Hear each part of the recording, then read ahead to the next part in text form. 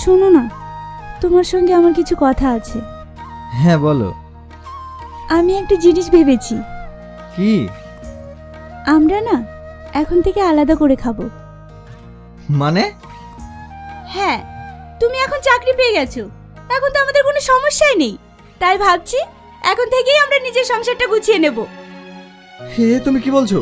যে বাবা মা আমাকে কষ্ট করে লেখাপড়া শিখালো, আর আজ আমি চাকরি পাওয়ার পর তাদেরকে ছেড়ে দেবো? এটা আমি পারবো না। কেন পারবে না? তোমারও একটা ছেলে হয়েছে, তার ভবিষ্যতের কথাও আমাদের ভাবতে হবে। শোনো, এটা যেমন আমার ছেলে, তেমন যাদের কাছ থেকে তুমি আমাকে আলাদা হতে বলছো তারা আমার নিজের বাবা মা। তাই আমি কখনোই ওদের কাছ থেকে আলাদা হতে পারবো না। আর তাছাড়া ওদের একটা বয়স হয়েছে, আমি যদি ওদেরকে এখন আলাদা করে দিই তাহলে ওরা খাবে কি? ওই বুড়ো বুড়ি কি খাবে তা দেখে আমার লাভ নেই। প্রিয়া! তুমি আমার গায়ে হাত তুললে? হ্যাঁ তুললাম। তোমার এত বড় সাহস, তুমি আমার সামনে আমার বাবা মাকে বুড়া বুড়ি বলো? তুমি একটা কথা কান খুলে শুনে রাখো, আমি আমার বাবা মাকে রেখে কখনো আলাদা হব না।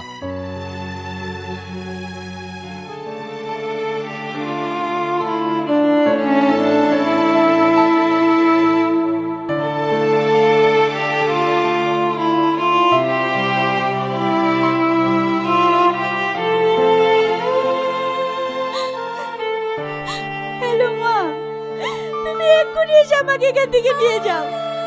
আমি তোমার জামাইয়ের মারও খেতে পারবো না, আর এই বাড়িতে থাকবো না।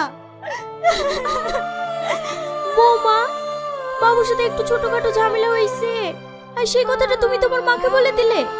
এটা তুমি ঠিক করলে না। আপনি বেশি বকেন না, এই সংসারে যত অশান্তির মূলে হচ্ছেন আপনারা।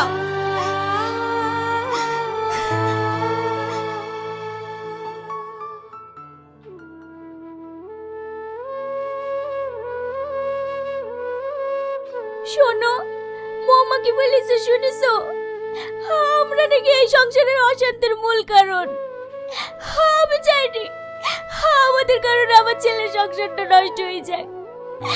তার থেকে বাবুকে ভালো করে বুঝিয়ে ওদেরকে আলাদা হয়ে যেতে বলো। আমি কি চেয়েছিলাম আর কি হয়ে গেল, এটাই বাস্তব গো।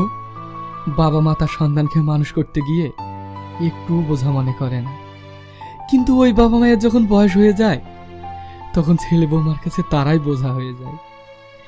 তুমি কোনো চিন্তা করো না, বাবুকে ডাকো, আমি বুঝিয়ে বলছি। কারণ আমাদের কারণে ছেলের সংসারটা নষ্ট হোক, এটা আমি কোনোদিনই হতে দিতে পারবো না।